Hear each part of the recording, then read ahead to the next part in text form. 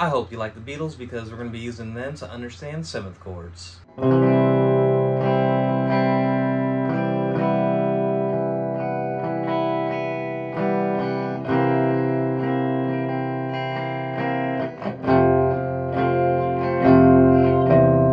Hello and welcome back to the channel. My name is Keith.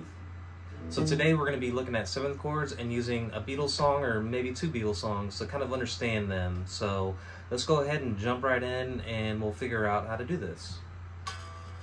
Alright, so for the 7th chords that we're going to do, I think it's pretty fundamental that you know the major scale. Know the major scale. I'll put a link up here on a video I did on knowing the major scale and tricks on how to memorize it. It's really not that hard. You memorize it once and it's going to pay you super dividends in the future. So I highly recommend that. But if you haven't done it yet, we'll go over it. So we're going to learn two different positions. We're going to learn 7th chords in an open position and in a closed kind of box cage position. And I think it's good to know both of those and more importantly, figure out how to build those yourself. And in order to do that, like I said, it's fundamental that you understand the major scale.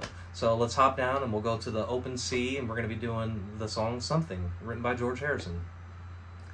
Alright, so the song, I don't think it's written in the key of C, but to keep this in the vein of learning an open position 7th chord, we're going to do that in the key of C, right down here. So we have our C major right here. So if we have that, we have our major scale right under our fingers.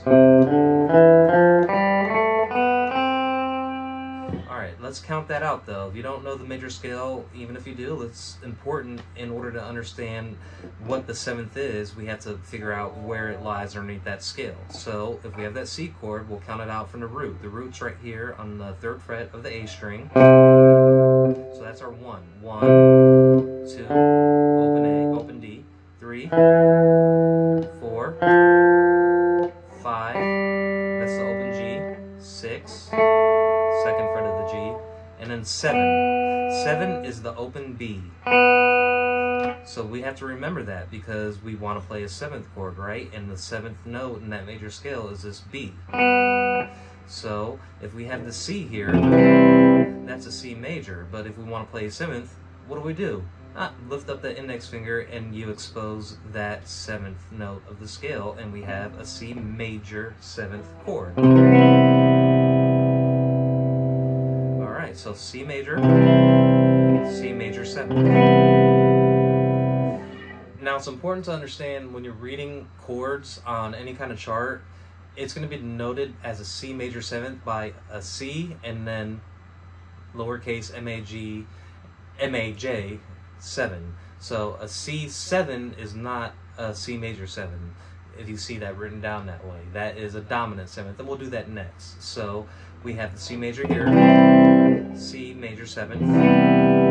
Now we're going to go into dominant 7ths. What is a dominant 7th? A dominant 7th is a C major 7th, but that 7th chord is flattened 1/2 step. How do we do that down here? Let's take a look. So we have our C major, and then we have our C major 7th by exposing that B, which is the 7th. And we want to go a 1/2 step down on that, but we can't because the nut's right there, there's nowhere to go. So we're going to have to compensate for that on the next string that's lower in tone, and that's the G. So on the G string, if we play that right here, that is 1 semitone or 1/2 step down from this open B. So that is a note that we're going to be keying in on here for the dominant 7th, right? So we have our major 7th light right here with that B. And then we're going to take our pinky and we're going to put it on that 3rd fret of the G string to hit that flattened 7th. And then we're going to put our index finger right back on that root note of the C. Make sure you do that when you're doing the dominant 7th down here. And you get something like that. So we have C major 7, C dominant 7. Simple enough, right? That's all there is to it. If you could figure out the major scale and how to count it out, you could be in any shape on the fretboard in your cage system, and you might not know it right away. You might have to count everything out, but I encourage you to do that so that way you could take any of these other shapes and figure it out. And I'll show you one right now. So let's stick in the key of C here, and we know that we have the A-shaped key of C because, you know, cage, we have C, A, G, E, and then a D. So we're going to stick with this shape right here. Same thing here. So let's count out our major scale here. We start with our root here, which is the same root that we're starting out with this open C position. So root is our 1, remember. 1, 2, 3, 4, 5, 6, 7. And then back to the root. So that's that 7th. So we have our C major chord right here. We take that 7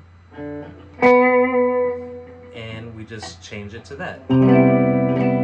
All the other notes stay the same, so instead of barring everything like that, we're lifting it up and we're taking this one string back a half a step, that G string. And then guess what? If you want to make that a dominant 7th, you take this major 7th, you lift up that middle finger, and that flattens it down to this. So major, major 7th, dominant 7th. And you can hear that in the song, right? We have, there's something in the way she moves me like no other, right? So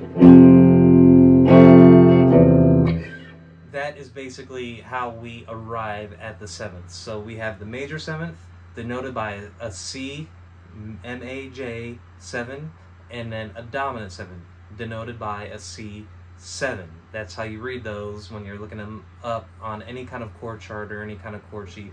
That's typically how they would write them down for the most part here. So don't be confused when you see C7 or E7 or whatever. That would be a dominant 7th that they're playing there rather than a major 7th. It's got to be specified. It's pretty important. Alright, so now that we have that down here, like I said, we have the cage system, C, A, G, right? So we're going to count out.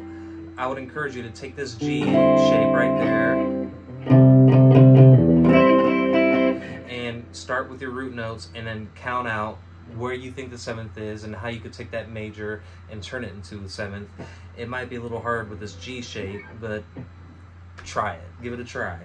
So another cool Beatles song that I wanted to show you that uses the same type of thing is Strawberry Fields. So if you're a Beatles fan like I am, you've probably watched the anthology and listened to all the things that came along with that anthology, and one of those things was John Lennon showing the group his demo or his idea of the song Strawberry Fields, and you could hear him play it and right at the beginning kind of stop saying, I cannot do this, I cannot do this. I think it's pretty cool that it exposes all that kind of stuff, but he's kind of taking this E chord. This is the A-shaped E up here, and I have a short for this, I'll put it up here, but he has this E-shaped chord and he's kind of plucking away at it like.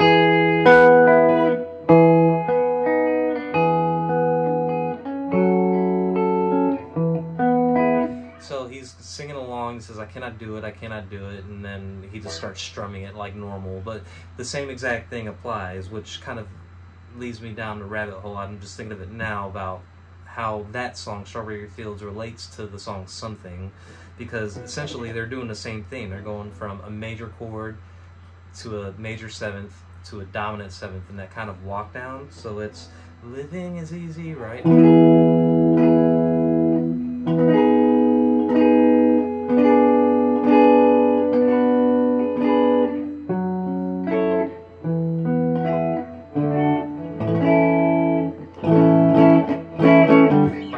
Out of tune there, but you get the point there. Which, tell me if you think this is true. Maybe George Harrison kind of subconsciously or consciously stole that little 7th walk down thing from John Lennon's Strawberry Fields and made it his own.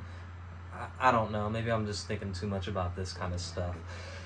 Either way, I hope that was helpful, and if you got anything out of this, I really encourage you to subscribe to the channel because it helps me out. And if you have any comments, please leave them in. I'm always open to suggestions for making videos. I put out a bunch of YouTube shorts on a pretty consistent basis, and I don't just sit there and record all of them in one day and just dole them out. You know, I think of something new every single day that I do that, and I'm like, it's one of the first things I think of in the morning. What am I going to put on YouTube today? What's some cool little thing I could do in 15 seconds to a minute and throw it up on YouTube and you know, kind of help everybody out here and learn in the process. So this has been a journey, and hopefully by the end of this year I could get up to 500 subs, and if I get that, then I'd be great. I'd be so happy. It'd be a good Christmas present, and because this whole thing is basically, it's for fun, and it's what I'm doing in the meantime while I'm recording a EP. So hopefully I'll have that out soon, and I will definitely link it when I do have it. So with that said, I hope you have a wonderful day or a wonderful night, and I will talk to you later. Thanks, bye. And that was perfect.